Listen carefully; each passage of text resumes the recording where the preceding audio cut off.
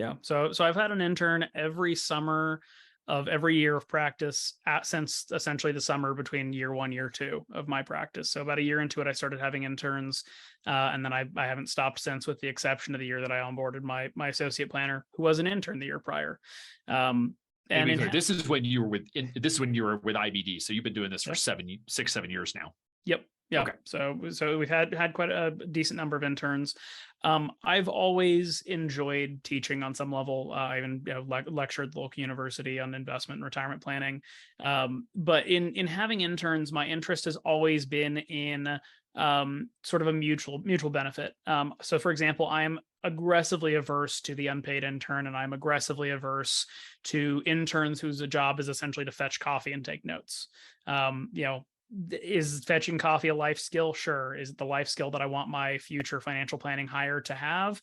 Probably not, or it's certainly not top of the list. So I've always viewed having an intern as essentially having them be your hands during their internship. So you're going to build a plan on e-money, great. Sit them down, walk them through how you build that plan. You're going to do investment analysis, great. Walk them through how you do that.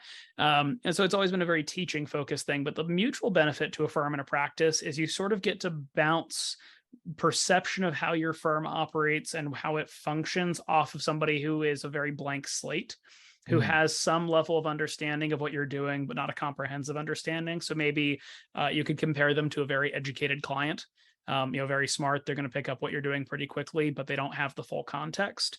And so they become a great lab for sort of internal firm feedback around processes, procedures, helping you train new people and all sorts of things. So I find interns to be a really valuable part of a practice, both because they will one day be the future financial planners that we either call colleagues, employees, or friends.